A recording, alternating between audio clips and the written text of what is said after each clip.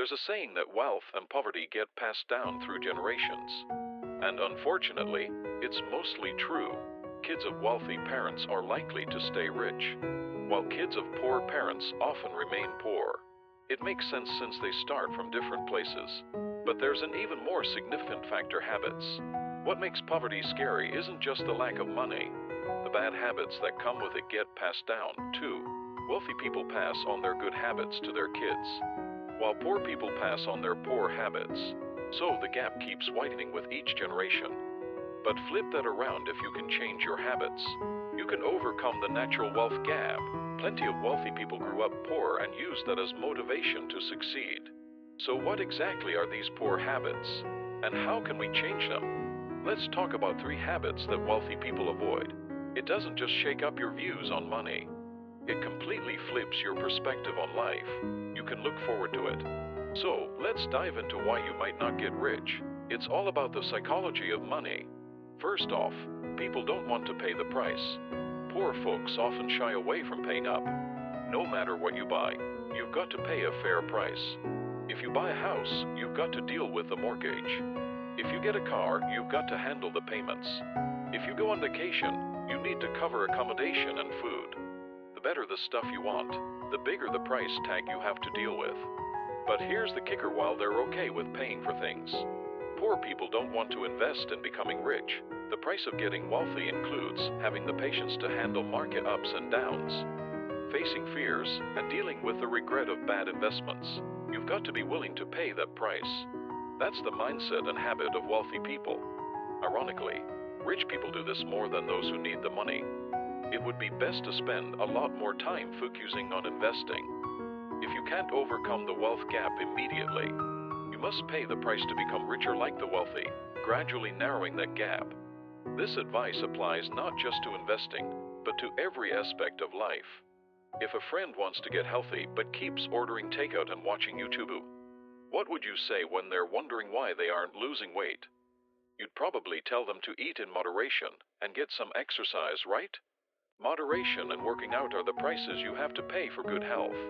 What should you do to get smarter and change your life? It would be best if you read books.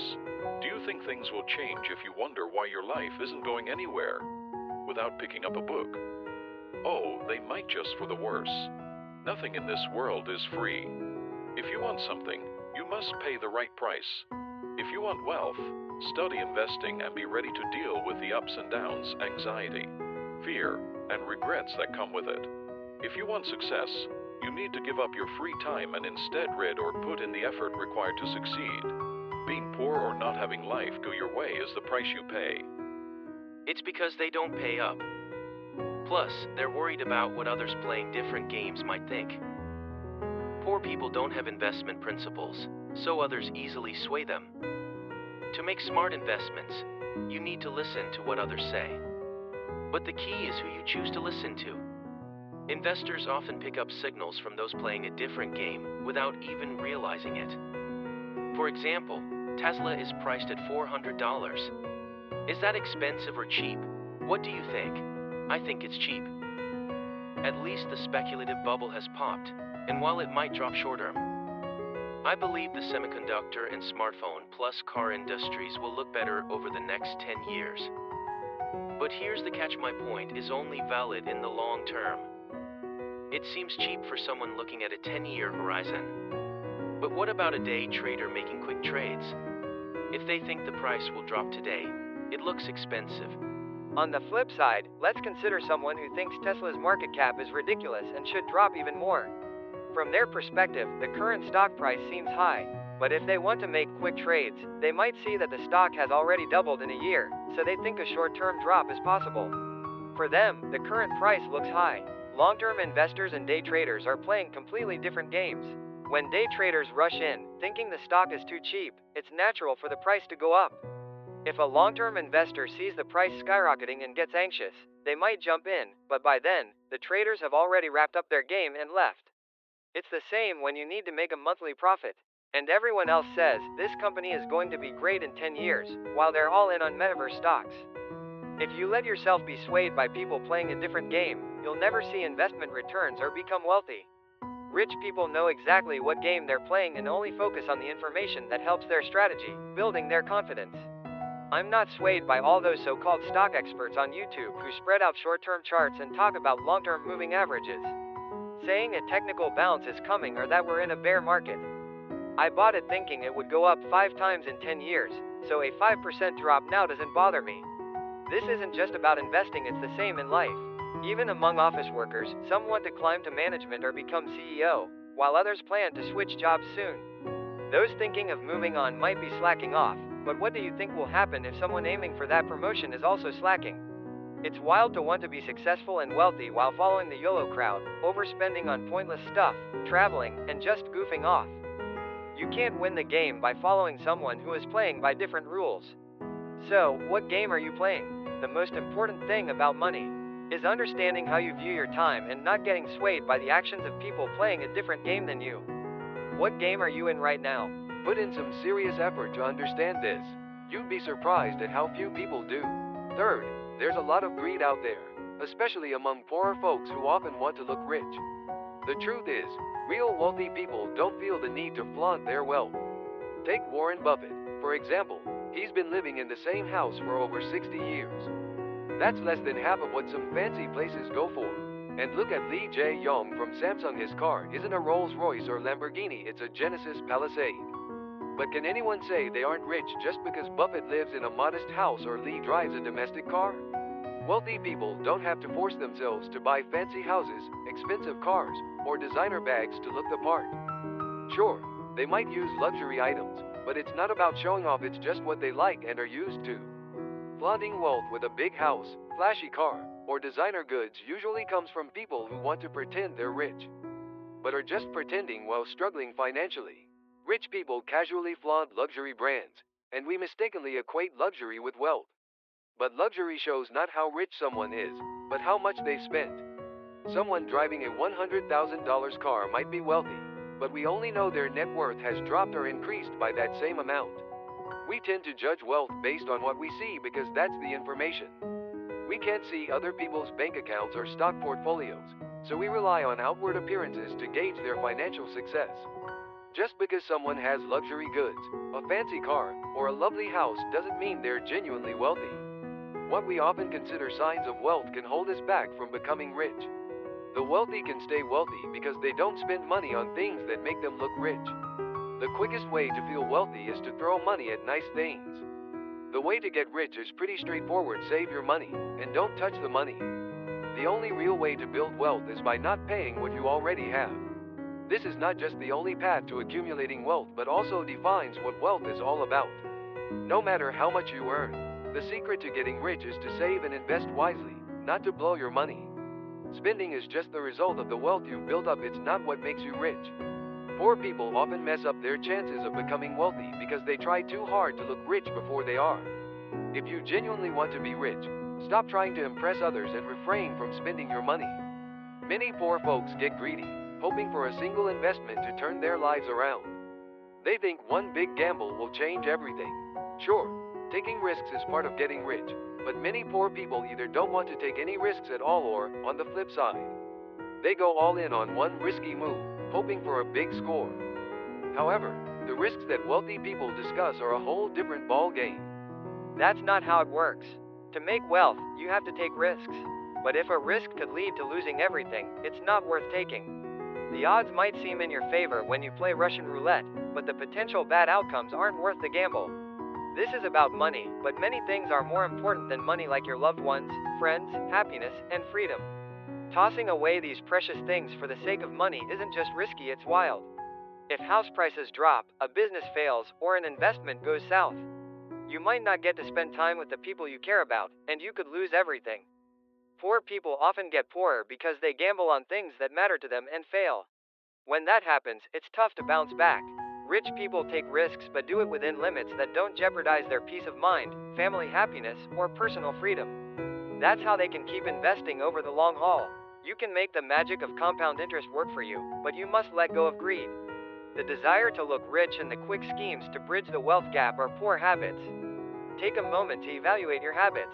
Do you have habits of the wealthy, or are you stuck in poor habits? Wealth and poverty can be passed down. But it's not about the amount of money you inherit, but the habits that determine wealth transfer. If you want to be wealthy and successful, be ready to pay the price. The anxiety and fear that come with investing and the effort and sweat you put into building wealth are fees you must pay to become wealthy. Understand what game you're playing. Are you investing, day trading, trying to be a scammer, or aiming to be an entrepreneur? You can't be a winner if you're following others playing a different game. Don't be greedy. The only way to truly become rich is to stop spending money. Let go of the desire for things that make you look rich, and don't risk what's truly valuable in your quest to get rich quickly. Psychology of Money is a book that shares 20 essential lessons about money and life that you must take to heart. It's truly a life-changing book that I highly recommend. If you're looking for a guide to achieving wealth and success, I confidently recommend Psychology of Money. You might think it sounds a bit out there when I say you can learn 3 times faster and become 3 times wealthier. But would you believe it if I told you that people like Elon Musk, Bill Gates, Barack Obama, and Oprah Winfrey have all sought out just one person to learn this from? We live in a flood of information, especially regarding work or self-improvement, and there's so much to read. Wouldn't it be great if we had the time to read it all? When caught up in a busy life, it's easy to let books collect dust or leave them sitting on your bed for months. But what if we could double or triple our reading speed? We'd be able to learn new information faster and pick up the know-how needed for our jobs, boosting our work efficiency. Whether you're running a business, making videos, or writing, the financial benefits would be huge if you could search for information 3 times faster. You can probably imagine how helpful speed reading would be. It sounds wild to think you could learn 3 times quicker and become 3 times wealthier, right? But what if I told you that Elon Musk, Bill Gates, Barack Obama, and Oprah Winfrey all sought out one person to learn this method? Let's dive into how we can improve our learning speed 2 to 3 times starting now. Oh, and don't forget to like, subscribe, and comment. Jim Quick is the author of Limitless, named one of Forbes' best books of 2021. Jim Quick is a best-selling author and a brain coach specializing in areas like memory improvement, brain health, and accelerated learning. What's interesting is that he suffered a severe brain injury when he was a kid. How did this kid, who had a damaged brain, become a brain coach and learning expert? There's a long story behind it, but I'll focus on the 2 heroes who greatly impacted his life. The first hero is a group of heroes, the X-Men. Jim couldn't read, but he could only manage comic books. There are many superhero stories in the U.S., especially in Marvel Comics. Among all the heroes, the X-Men captured Jim's heart. They might not have been the strongest or the fastest, but they were outcasts and mutants fighting against villains. This must have resonated with Jim, who felt isolated from his peers. He would stay up late every night, hiding under the covers with a flashlight, reading those comics. He said he read it, and he enjoyed it so much. He struggled with reading, but he taught himself through this comic. Honestly, I think he might be exaggerating a bit. You could say the X-Men were the heroes who helped this kid read for the first time with a messed up brain. The second hero is Einstein. Even after he started reading, Jim Quick still suffered from learning disabilities. He found it hard to finish a book, and even after reading, he couldn't remember anything. He tried to overcome it by studying like crazy, staying up all night, not eating, spending nights in the library with a massive stack of books he wanted to read, just going at it non-stop. It would be a great story of overcoming challenges, but he fainted in the library. He fell down the stairs and hit his head again, and 2 days later, he woke up in the hospital. Jim Quick described that as the darkest time in his life. When he woke up, a nurse was there.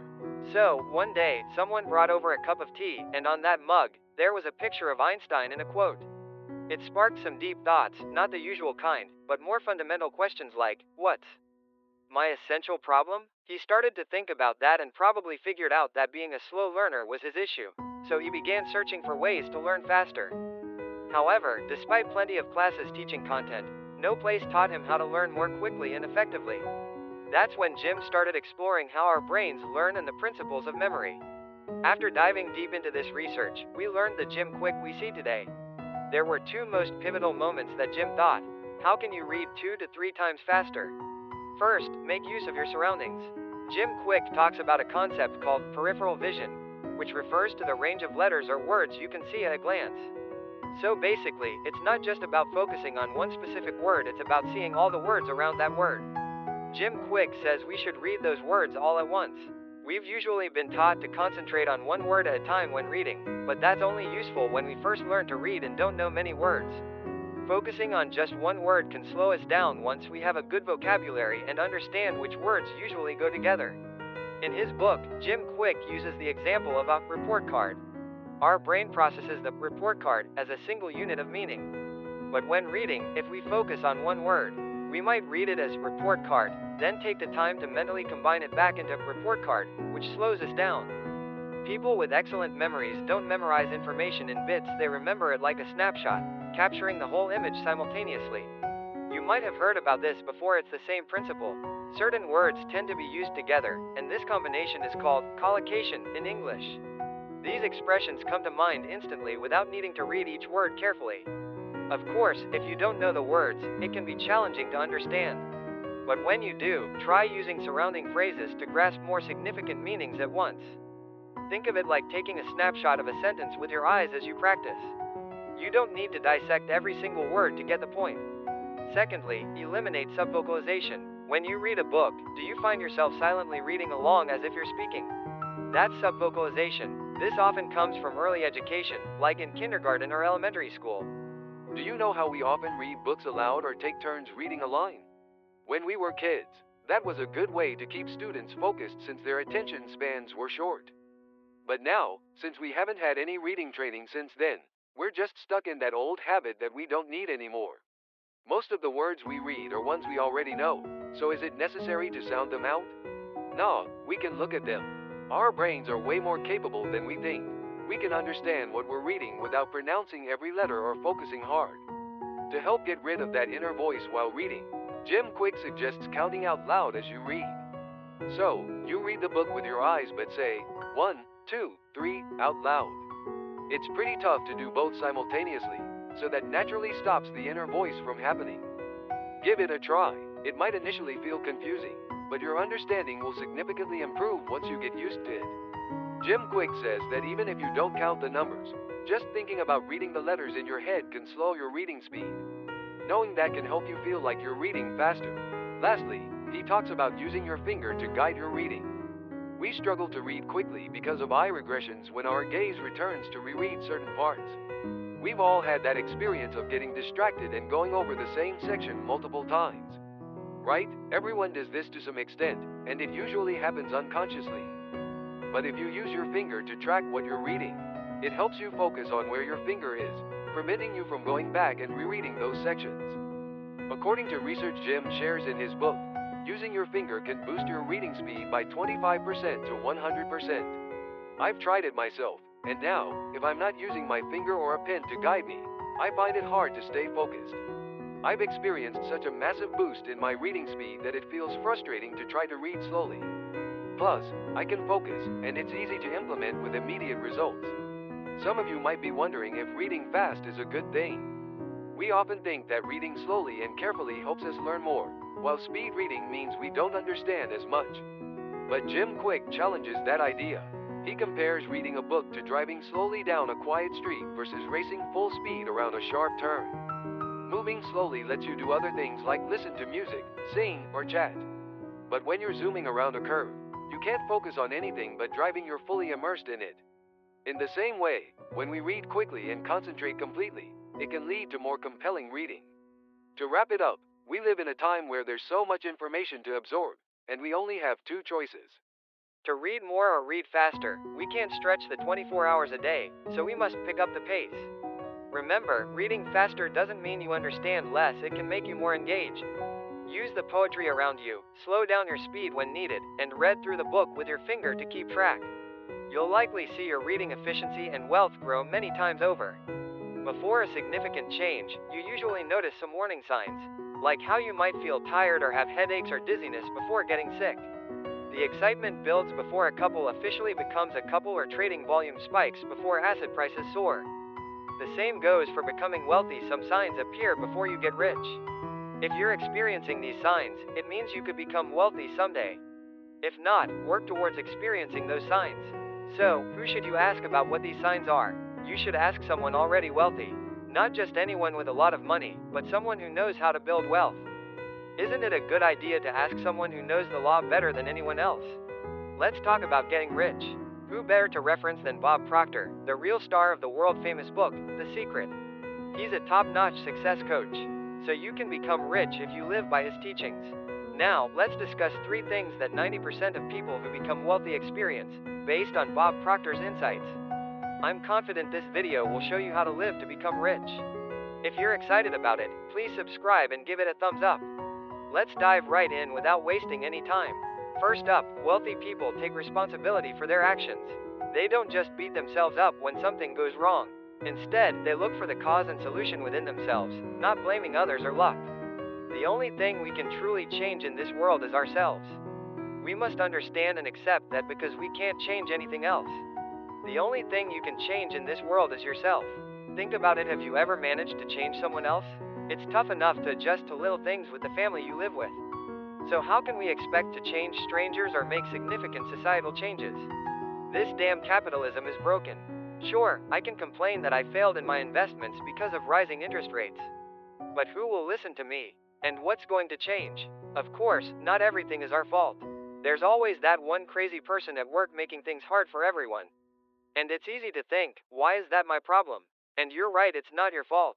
But no matter how bad things get or how weird people are, how we respond is still our choice. You could let that person stress you out and ruin your day, or think, wow, I wonder how they ended up like that. You might even remember something you learned from Andrew's channel about how the villains in our lives show up because we're the main characters. You can maintain your self-esteem no matter what situation you're in. We always have the freedom to choose our attitude. The spiritual moments we experience, not to mention even in extreme situations where life hangs in the balance, show this. In his book about life in concentration camps, Viktor Frankl says that while everything can be taken away from a person, one thing can be taken: the last remaining freedom of a human being to choose their attitude and path in any given environment. Everyone, even those in the most challenging situations, can decide what kind of person they will be mentally and spiritually. As Dr. Frankl said, we can choose our attitude in any circumstance. Blaming the situation or others and running away from our responsibilities won't make us wealthy. Rich people don't let situations control them, they take charge and overcome challenges. The key is taking responsibility. Whenever you face life's problems, you should think, this is a problem I must solve. You gotta have it, that's how you overcome challenging situations and become wealthy. So, if you're feeling responsible for your life and trying to solve your problems, you're doing great. Are you standing up to life's challenges? Are you taking responsibility without making excuses? That's a big sign you're on your way to wealth. Next, people might laugh at you. Rich folks set outrageous goals and achieve them. They're the ones who go for it, even when others think they're being unrealistic. They don't sit around calculating the odds, they dive in. Every day before heading to work, this English teacher tells his parents, "Today, I'm off to be the best English teacher in Korea." His mom rolls her eyes, saying, "Doesn't that kid ever get tired of saying he's the best?" She thinks it's understandable that so many English teachers are out there. But this teacher is now the chairman of a company worth $3 billion. Hey, it's John, the representative of Hyeonseeing One. Picture this: a broke young actor with no work and starving. Writes a $10 million check and sticks it in his wallet, hoping to make that amount within 3 years. He doesn't even have a single hit and can barely afford a meal. Doesn't that make you want to tell him to wake up? Fast forward 3 years, and this actor gets paid $10 million for his role in Batman Forever. That kid's name? Jim Carrey. Rich folks always do things like this, setting crazy goals that make others laugh, but they turn those goals into reality. Maybe they set those ambitious targets without thinking much about it, or they're just naturally optimistic, but this mindset is classic for building wealth. Bob Proctor puts it this way: thinking from a place of desire is a creative life. Ignoring the ability to think about the outcome is like being stuck in a rut, unable to see any possibilities. You've got to flip the script. Instead of starting from reality and only doing what seems practical, you should imagine what achieving your dreams looks like and then think about how to get there and take action. It's all about considering what's possible based on your dreams. If you think about it, there's no clear answer, right? It seems impossible if I only have $1 million in my bank account and want to become a billionaire. But if I focus on that and live realistically, I'll never save even $1 billion, let alone $10 billion. On the flip side, if I tell myself, I'm a billionaire, and start thinking about what steps I need to take to get there, it changes things. First, I'd cut down on my expenses and look for ways to increase my income to save some seed money. Then, I'd figure out what average return I need to hit my goal of 10 billion in a few years. The target might still feel far off, but now I have a clear plan with specific milestones. How much seed money I need, what return I should aim for, and how long it'll take. I can take action with that clarity, which gradually changes my life. It's natural to dream and set goals when unhappy with your current situation. But why judge everything based on reality? Dreams often feel unattainable, but that's why we create them. In The Winning Habit, Bodo Schaefer talks about this. If you set your life goals right, you end up like a pumpkin stuck in a glass jar. If you only aim for $1, that's all life will give you. Rich people don't settle for the reality of their dreams, they make their dreams a reality. They set unrealistic goals and think about how to achieve them, even if others call them crazy. Do you have any ambitious goals? Drop them in the comments. Someone will probably come along to mock you, but what happens when you declare your goals? I bet people laughed at me while I was saying this.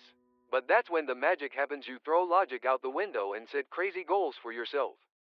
So, I'm thinking of setting one more outrageous goal by the end of next year, December 31st, 2024. I want to hit 1 million subscribers on my channel.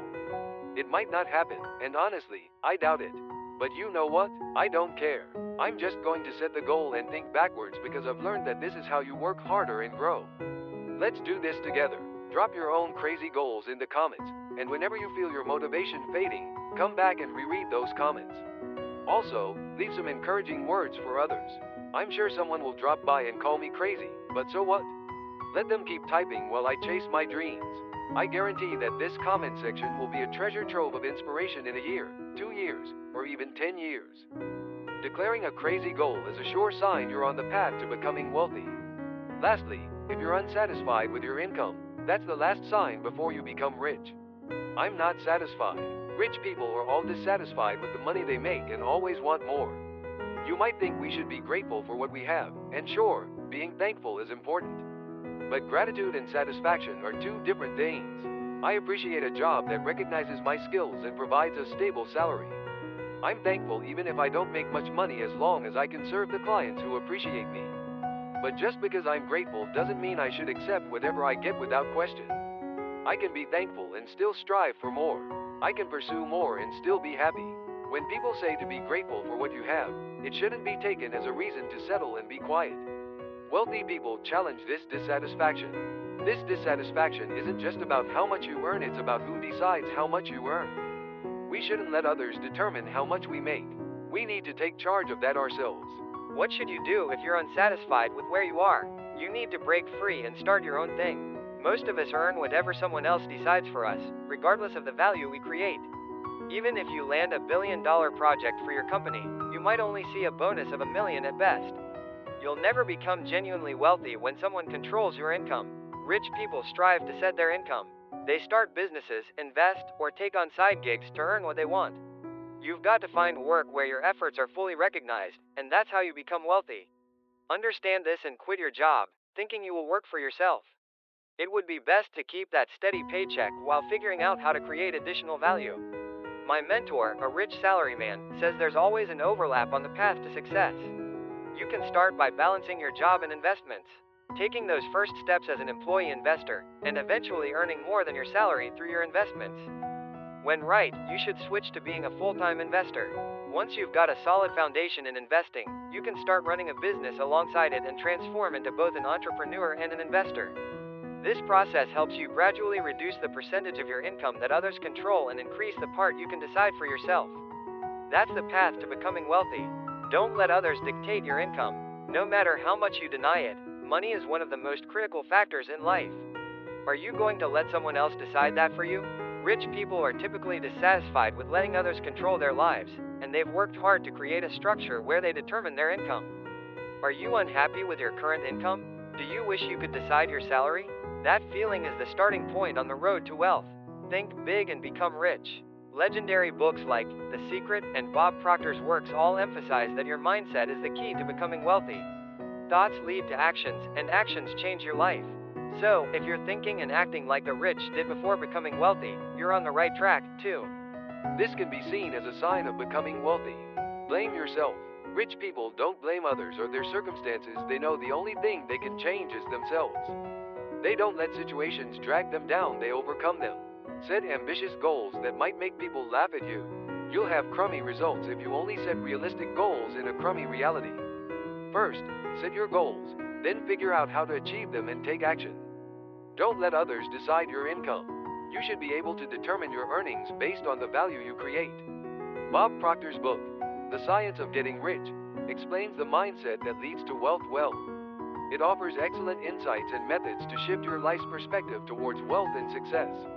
I recommend this book to all our subscribers who want to awaken the energy of wealth and success in their subconscious and change their lives. Have you ever seen content on YouTube that says if you don't have money or connections, do this or that?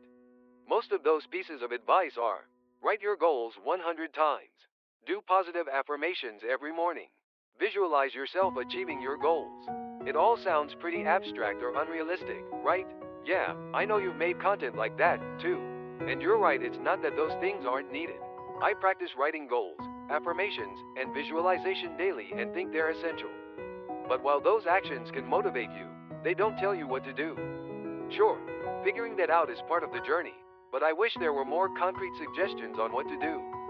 So, I've put together some straightforward, practical advice you can use today to change your life.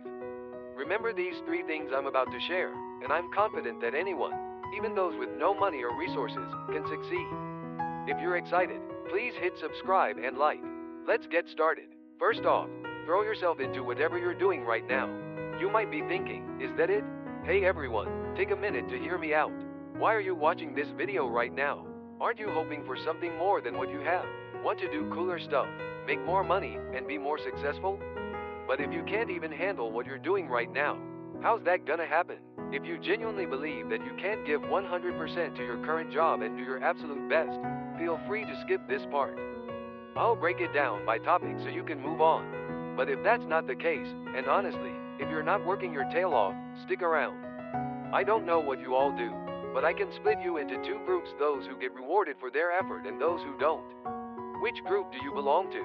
Are you running a scalable business, doing things like YouTube or blogging, or working in a job where you get paid for your performance? Like stock options or bonuses? It doesn't have to be just financial rewards. Is the work you're doing something where the results change based on your effort and where you can find satisfaction and meaning? If you're putting in the job, but not seeing results and feeling unhappy with the reality of it, it's just a matter of time. It might be that you haven't put in enough effort yet, or the moment for your efforts to pay off hasn't come.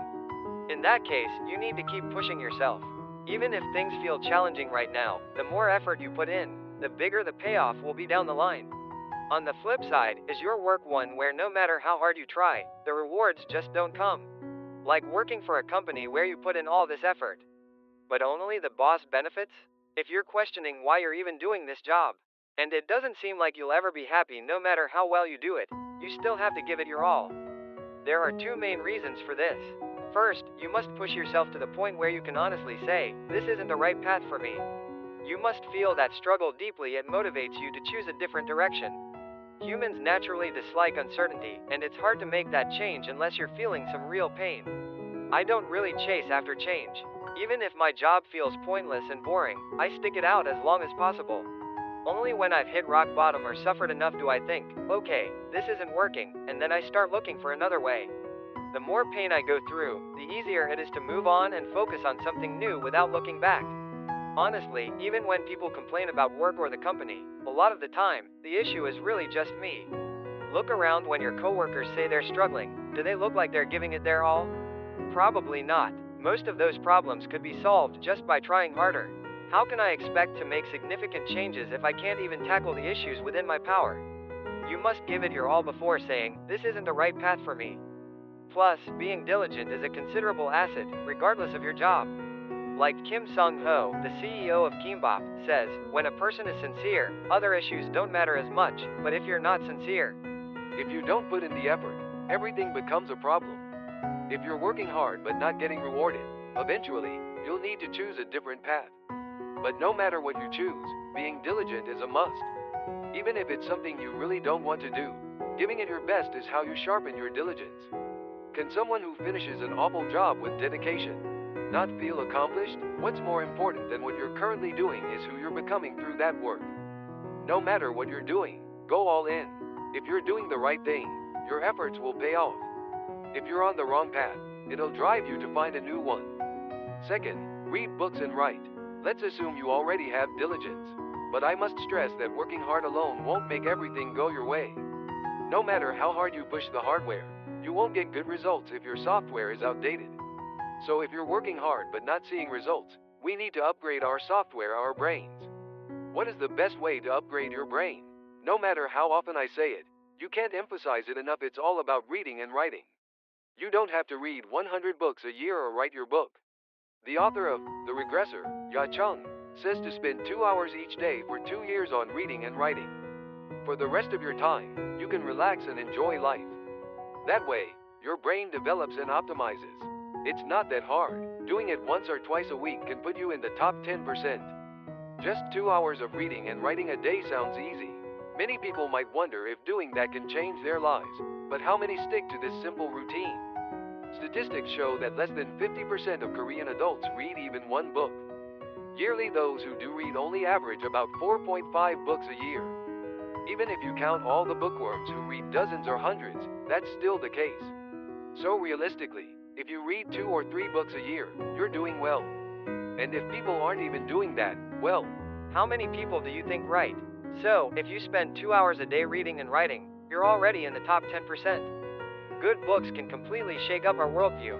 Self-help books show us the thoughts and lives of successful people and raise our standards. Well-written nonfiction gives us a wealth of background knowledge, and that knowledge becomes a tool we can use in our main jobs.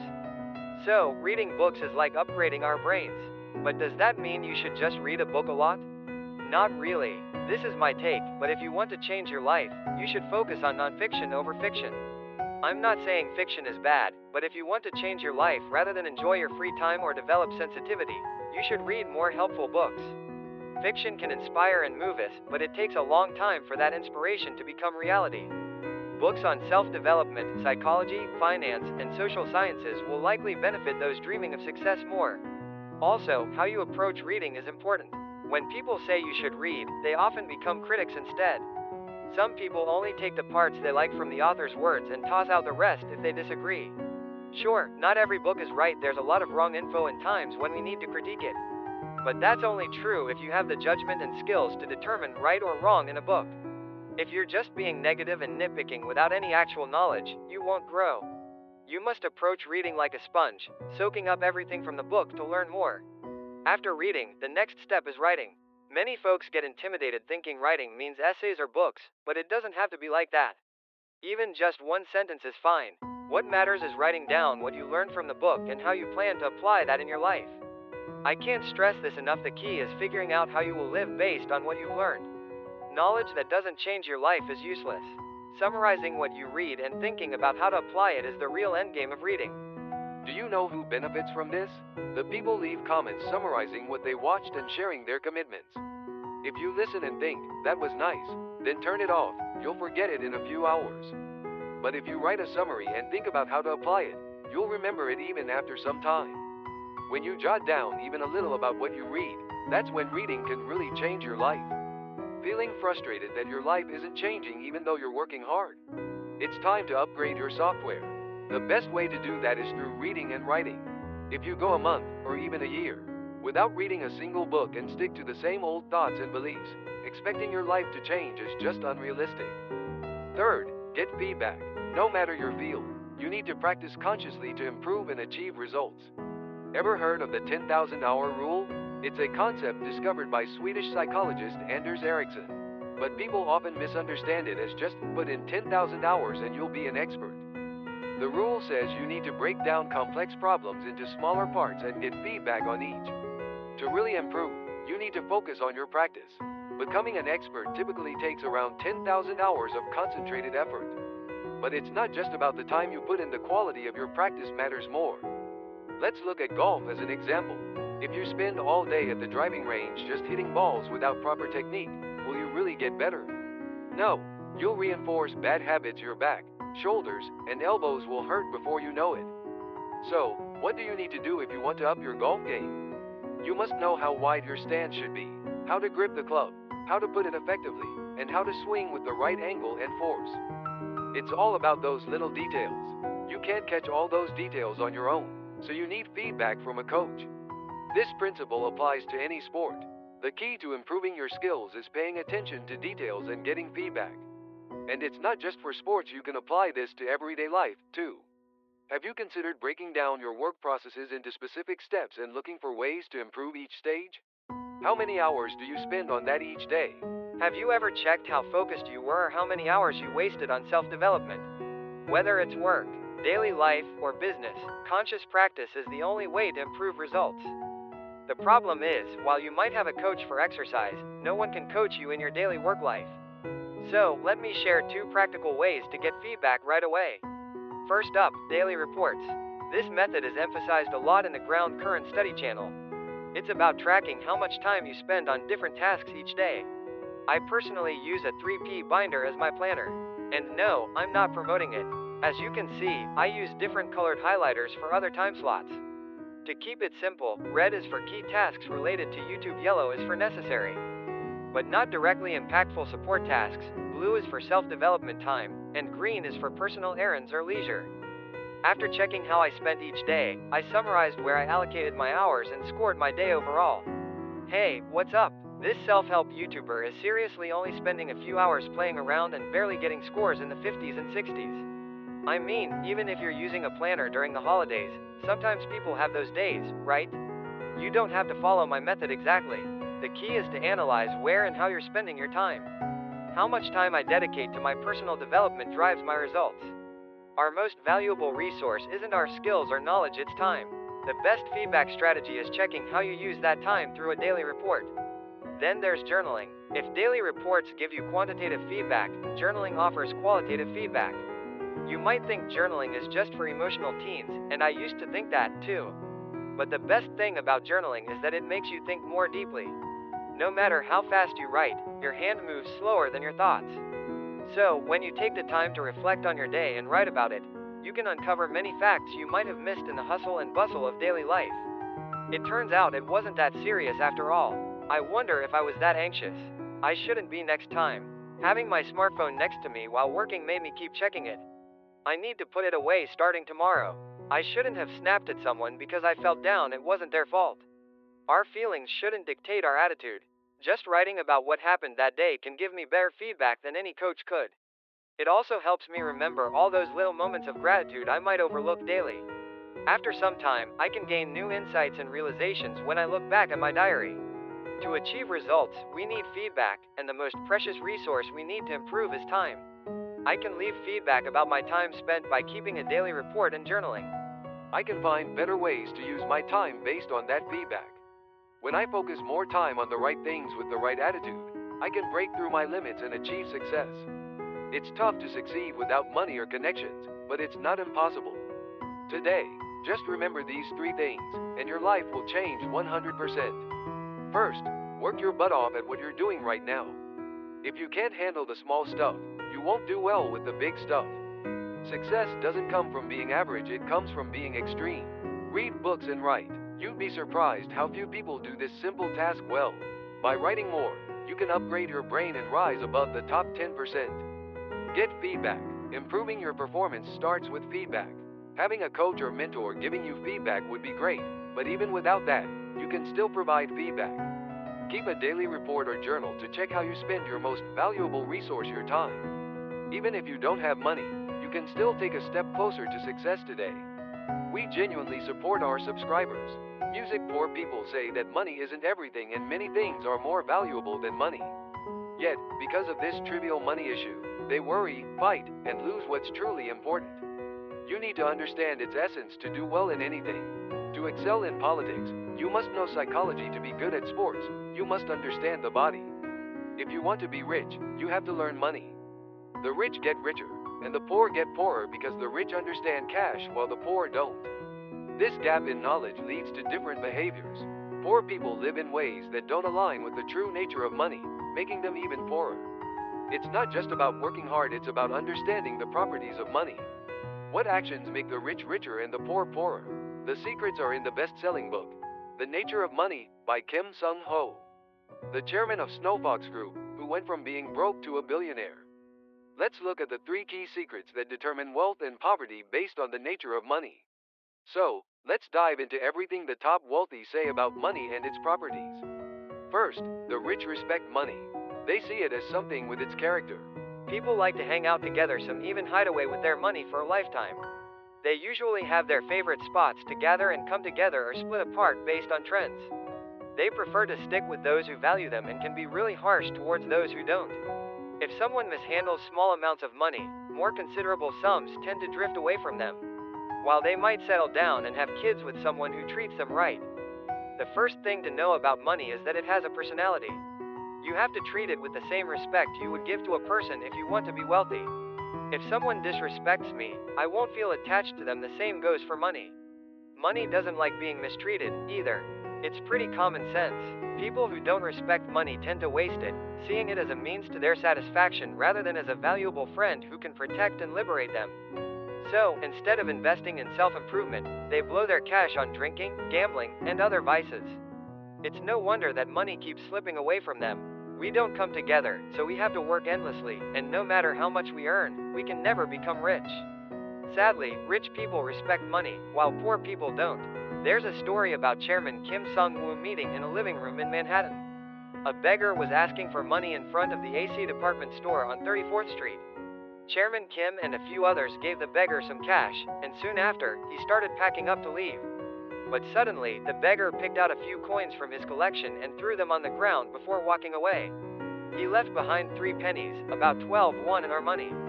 You can't buy anything in the U.S. with 3 pennies.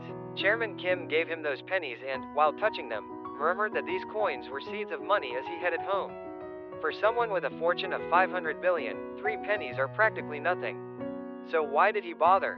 It's because he habitually treated even small amounts of money respectfully. The boss respects every penny, and that respect brings in big money. It sounds like something from a religious text, right? But seriously, if you value even the small amounts, you'll naturally save up faster. That way, when it comes time to invest, you can gather your seed money quickly. You won't just throw that precious cash anywhere. You'll do your homework and only put your money into solid investment opportunities. As a result, you'll grow your wealth more safely and for a longer time, making that snowball effect really kick in. They bring in the big bucks when you genuinely appreciate the little amounts. Money has its personality. To overcome poverty, you first need to respect money. Respecting money means saving while also directing it to valuable places. Save on drinks, gambling, and luxuries, but invest time with loved ones and personal development. Poor folks often don't even know how much they earn or spend, wasting money on things that disappear after today. Just like people are loyal to those who recognize their worth, money prefers to stick around with those who use it wisely. Money is a tangible entity with emotions. Love, but don't go overboard.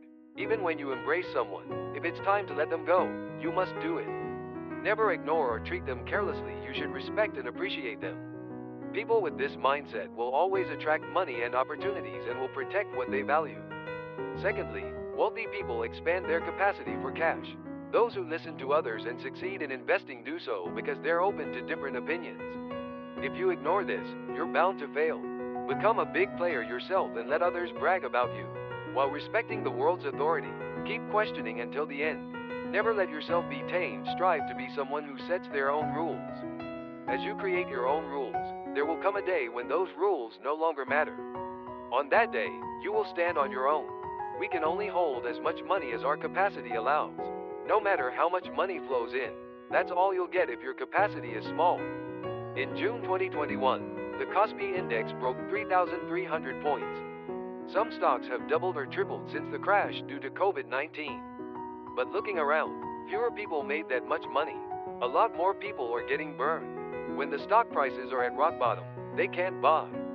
But then they see others making double the profits and jump in late after hearing about Kospi hitting 5,000. This all comes down to a narrow mindset. As I mentioned before, money has a personality. If you're not studying and just buying and selling because others are doing it, you're lacking your judgment, and money isn't going to be like that. As Chairman Kim Sung-ho says, those who succeed by listening to others' opinions are bound to fail when they rely on them again. You need to make your judgments and decisions to grow your financial capacity. Whether I'm buying real estate or stocks, I never follow the crowd. Even if there's some hype around a property, I set my price based on my calculations and wait. The price I decide on reflects the size of my capital and my return on investment. What others are asking is irrelevant. Some sellers may feel insulted by my offer, but if I buy at that price, I feel insulted. People with a bigger financial capacity think and decide for themselves. They have a clear standard for cheap or expensive, so they never follow what so-called experts say. I don't just follow the crowd unthinkingly. I think otherwise, even when everyone shouts that the cost fee will be 5,000. This confidence comes from studying money. Even now, as a billionaire, Chairman Kim Sung-ho spends over 3 hours a day reading economic articles and analyzing real estate prices. By doing this, he develops his investment principles. Sticking to those principles allows him to stay steady, no matter what others say. If you look at successful investors in real estate and stocks, they all have one thing in common: they stick to their principles. So, we must study until we develop our principles and expand our financial knowledge. Logically, we should study harder than Chairman Kim because we need more money.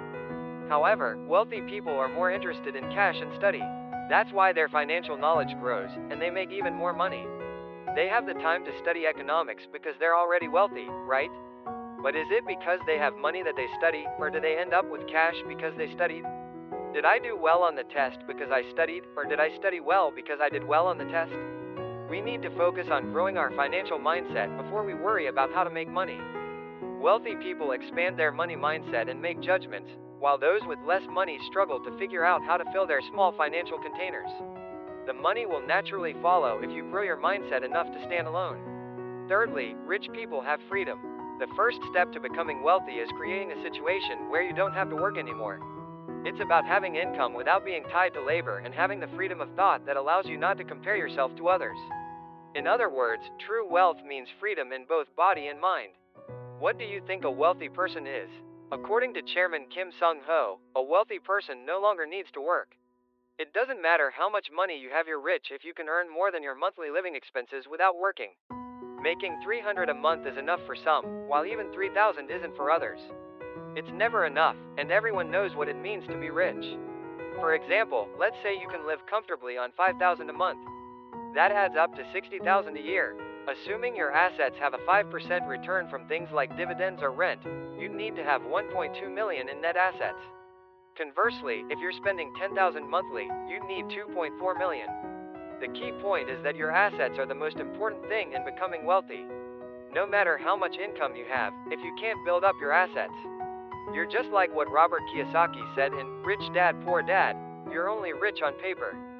Chairman Kim Sung-ho talks about how there's good money and bad money. The best kind of money is regular, like your salary, dividends, or rent that comes in consistently. Bad money is irregular money. The best kind of money is regular, like your salary, dividends, or rent that comes in consistently. Bad money is irregular money. If you don't quickly convert irregular income into something steady, it will eventually get sucked away by those who have regular income. When regular and irregular money competes, regular money will always win, no matter how much you have. If your income is inconsistent, that money will disappear. You can easily see cases of celebrities and athletes who once had it all but ended up in financial trouble because of their lavish spending. That's why some financially savvy celebrities invest in real estate or stable businesses. They've realized that even a significant influx of cash can vanish quickly if you don't have assets. So, when you can work, you should save as much as possible to buy assets. Even if you start with a small amount, it can grow into something bigger, bringing you profits through rising property values, rental income, or dividends. This creates a system where your money starts working for you. The day your money begins to earn more than you do will be your Independence Day. Work hard to save up that initial capital, $10,000 or $100,000 on. Gradually grow your assets, cutting down on unnecessary desires. The day your assets generate more income than your job will be when you become rich and achieve financial independence. That's why we need to save. Cutting down on monthly expenses helps you gather assets faster. Once saving becomes a habit, your living costs decrease, and you can manage with less. You can retire. To save effectively, Chairman Kim Sung-ho suggests the quarter rule. Quarter means 1/4 in English. The quarter rule concerns living at the same standard as people with similar financial means or income. When you're making less, like $2,000, telling someone to live on $5,000 is tough. But as your assets grow, your quarter can grow too. Assets don't just increase steadily, they grow exponentially thanks to compound interest. 1, 2, 4, 8, 16. So, even if it's hard initially, sticking to the quarter rule can help you build wealth faster and enjoy a more prosperous life. A wealthy person is someone who doesn't need to work their assets support them. That's why it's crucial to save more. If you only spend and save what everyone else does, you'll only live like everyone else. If you want a rich and free life, apply the quarter rule. If we all follow this advice, we'll get there someday. You'll get your Independence Day subscribers. I can't wait for that day when the calendar is packed just with Independence Day. Rich people get richer, and poor people get poorer. That's just how money works. Money is like a person, it goes to those who respect themselves. It flows to those who have a big mindset. Money sticks around for life for those with a big mindset who respect themselves.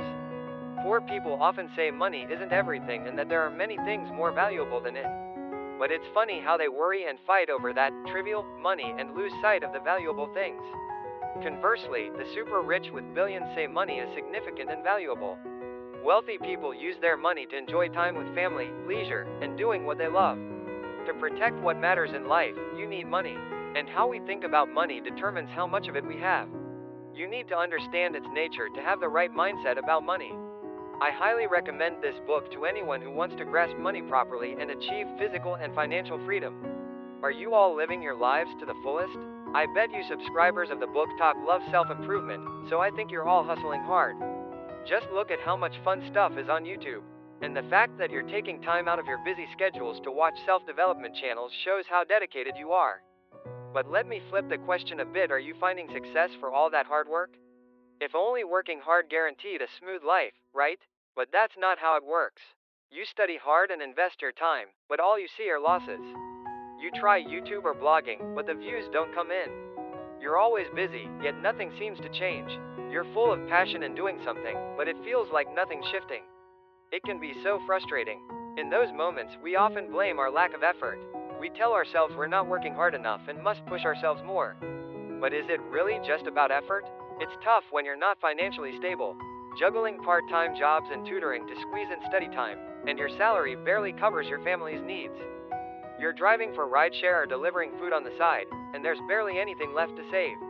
You might even try a no-spend challenge to get by. Amid all this, isn't it a bit much to at least try to grow by reading books and watching self-improvement videos? At this point, we need to rethink things. Is it just a lack of effort? No, it's not. Just pushing our bodies harder won't change our lives. What matters is the software. No matter how good a computer is, running Windows 98 instead of Windows 11 won't be helpful. To succeed, we need to have the right software. This software, in other words, is our subconscious. If we don't change our subconscious, no amount of effort will change our lives. In this video, I'll explain what subconscious changes we need to make for success and how we can do it. I've prepared some solid content, so if you're looking forward to it, please subscribe and like. Let's get started. The first subconscious change we need to make is overcoming excessive self-consciousness. The author, Ya Chung, says that the main reason most people never achieve complete freedom in life is due to this excessive self-awareness. No matter how successful someone is next to you or how great a book is right in front of you, it doesn't matter if you don't know how to apply it. Most people block out information to protect their self-image, using all sorts of defense mechanisms throughout their lives. Everyone shapes their self-perception based on their environment and experiences. As we get older, we tend to get more stubborn and resist stepping out of our comfort zones. This is because our self-image becomes rigid. However, having a rigid self-image isn't always bad if it leads to good behaviors and thinking. It can become a good habit. The problem is that most people have a self-image that prevents their success. This self-image acts as a defense mechanism to hide failures. Have you ever thought when hearing about someone's success, oh, they were just born lucky, or they were meant to succeed? That's excessive self-awareness. Many say things like, I don't have that talent, investing is too risky, or life is unfair, without even trying. They give up after a little effort and then make excuses to cover up their failures. Moving forward is hard when your subconscious is filled with these defense mechanisms. Even if you hit the gas, your brain still pulls the handbrake. So, to succeed, you need to change your self-awareness.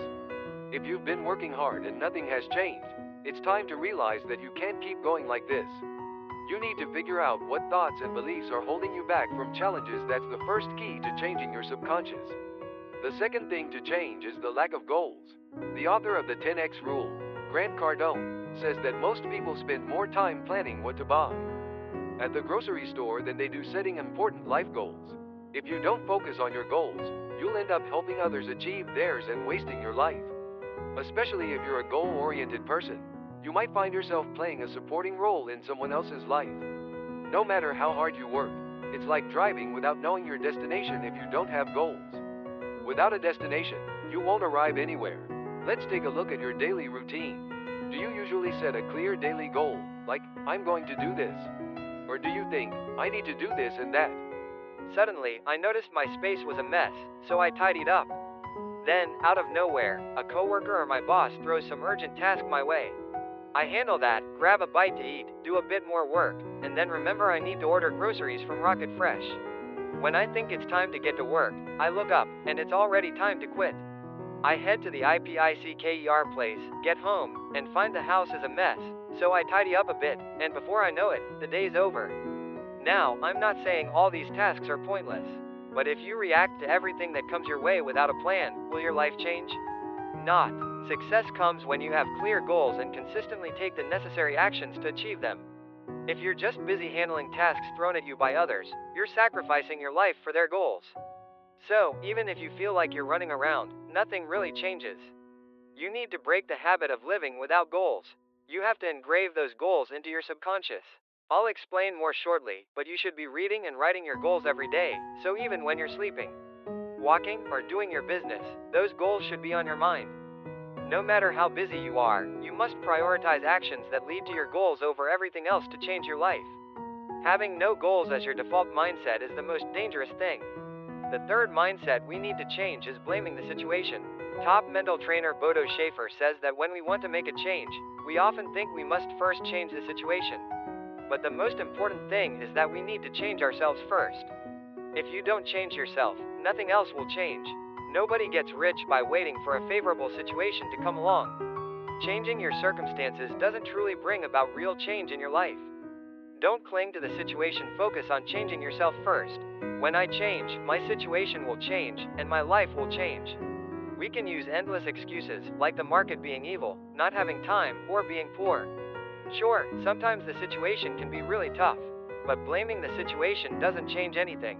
Sometimes my YouTube views aren't great, and I think, wow, the algorithm is really unfair.